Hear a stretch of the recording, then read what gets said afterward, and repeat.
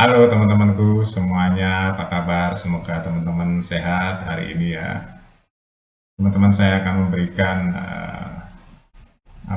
gambaran tentang politik terbaru hari ini, dan saya akan mengingatkan para tukang nyinyir ya, tukang nyinyir dan provokator ya. Jadi tukang nyinyir, penyebar kebencian dan provokator, ya ini sebenarnya kalau mereka punya hati nurani, punya rasa, ya pasti malu ya. Tapi kadang-kadang manusia tuh sudah enak di jalan yang nyinyir, dia biasanya nggak mau keluar dari jalan itu teman-teman ya. Apalagi bisa menghasilkan uang dengan nyinyir ya. Nah, dia susah keluarnya dari situ. Jadi Presiden Prabowo bertemu dengan mantan presiden atau presiden ke-7 Indonesia Jokowi di Solo ya teman-teman. Akrab sekali ya, sumringah, bahkan makan bareng ya di angkringan teman-teman. Makan bareng, kekeluargaan, ya persahabatannya cair sekali. Nah ini bertentangan atau bertolak belakang dengan komentar-komentar para pembencinya yang menginginkan perpecahan antara Prabowo dan Jokowi. Ya siapa saja, ya pembencinya itu aja teman-teman ya. Jadi kelompok-kelompok itu saja ya yang suka di media sosial menebarkan kebencian, penghujatan, ya, caci maki di media sosial kan teman-teman, orangnya udah itu aja lah, nggak kemana-mana, dan orang-orang yang nggak berprestasi, orang-orang yang menganggap dirinya paling ngerti, padahal prestasinya nggak ada. Ya, nah itu orang-orang yang nggak berprestasi begitu teman-teman. Kerjanya mencaci maki, ya menghabiskan waktunya dengan mencari kesalahan orang lain tuh orang-orang yang nggak ada karya. Karena orang yang padat dan orang yang berkarya itu nggak ada waktu untuk mencaci maki, menyinyir, mencibir, ya, memfitnah, mengharapkan perpecahan. Itu orang yang berpikir positif dan dia berkarya, dia nggak ada waktu untuk seperti itu. Apalagi yang ahli nujum ya, ini pecah, itu pecah, katanya. Hubungannya ini retak dan sebagainya ya. Nah, jadi memang dia itu ya teman-teman, tukang nyinyir itu memang dia untuk menjaga eksistensinya dia itu nyinyir. Itu enggak maksudnya. Untuk menjaga eksistensinya dia itu nyinyir ya, tukang nyinyir itu. Dia prestasinya apa? Enggak ada. Ya, nggak ada prestasinya, urut-urut aja, cari tahu aja prestasinya nggak ada.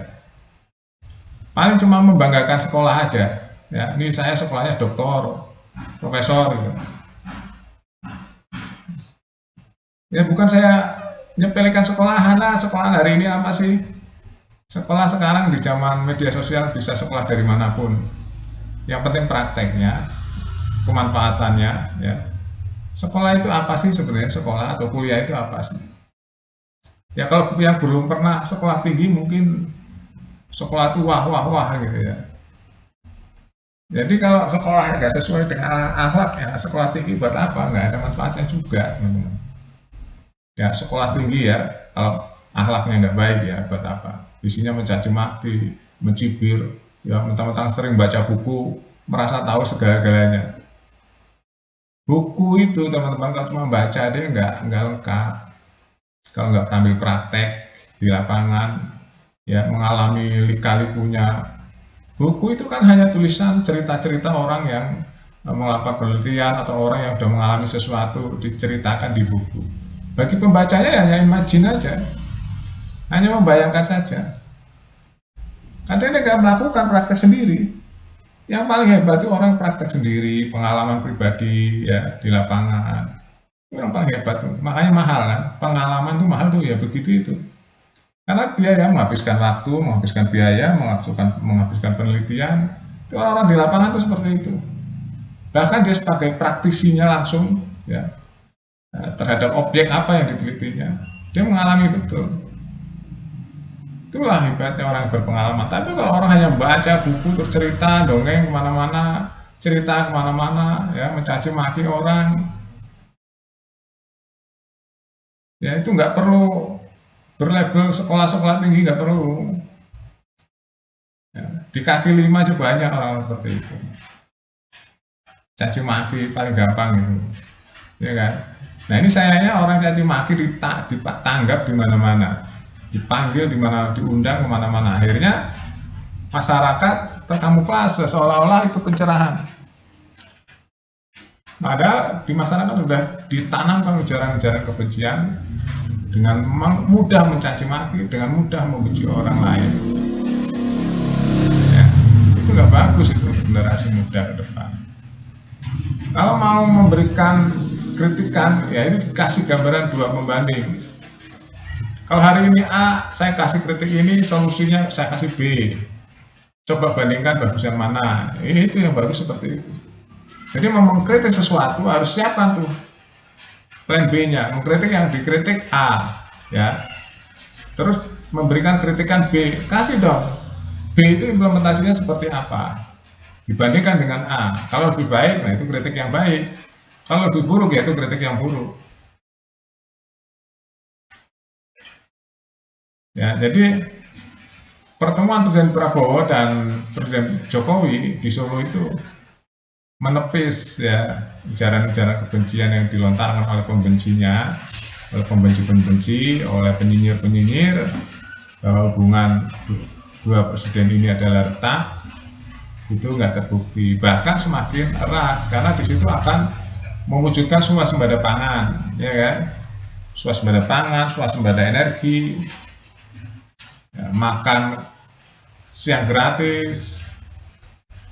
Ya itu kan dasarnya sudah diletakkan oleh Presiden Jokowi. Ya, pembangunan embung-embung, pembangunan bendungan-bendungan besar itu kan dasar-dasar untuk swasembada.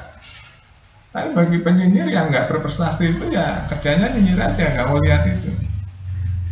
Ya, makanya udah deh, nggak laku itu. Penyinyir-penyinyir itu akan selesai itu. Makanya kan yang reunian hari ini kan nggak ada, kan? Peminatnya cuma itu-itu aja orangnya. Tukang nyinyir sekarang kan nggak seperti kemarin-kemarin lagi ya. Sekarang udah kumpul-kumpul tuh majuin ke mana? KPK atau kemana itu ya. Tukang nyinyir udah bertambah beberapa orang gitu. Itu kan bekas-bekas semua. Orangnya ya gitu-gitu, prestasinya nggak ada kan prestasinya. Cuma menang sekolah gelar gitu ya. Ada yang doktor, ada yang profesor gitu. Itu. Mendingan jualan kue ya. Jualan kue berprestasi, ya jualan kue atau jualan makanan, jualan apa, kita berkarya sesuatu, membangun negeri, daripada menyebarkan kebencian-kebencian di media sosial. Itu ya teman-teman. Jadi memang di demokrasi ya terserah orang mau ngapain, ya terserah ya, mau nyinyir kayak mau apa ya terserah ya, pilihan hidup masing-masing. Tapi kan orang kadang-kadang harus bertanya, oh iya ya, kenapa saya nyinyirin orang lain ya? Dengan orang lain itu nggak ganggu saya, nggak nyinyirin saya gitu ya. Aneh kan? Apa yang diganggu coba? Ya dirugikan apanya? Bahkan dia mengambil manfaat dari nyinyiran itu dia. Dia jadi populer, dia bisa bikin konten dengan nyinyiran itu. Iya kan? Dipanggil di mana-mana, mendapatkan honor. Dia nggak sadar kan? Mendapatkan uang dari menyinyiri orang. Aneh kan? Nah. Oke itu aja teman-teman ya. Jadi mudah-mudahan Indonesia semakin maju, semakin solid ya, membangun bangsa ini di tengah-tengah geopolitik dan geoekonomi yang nggak menentu ya. Terima kasih, sampai jumpa.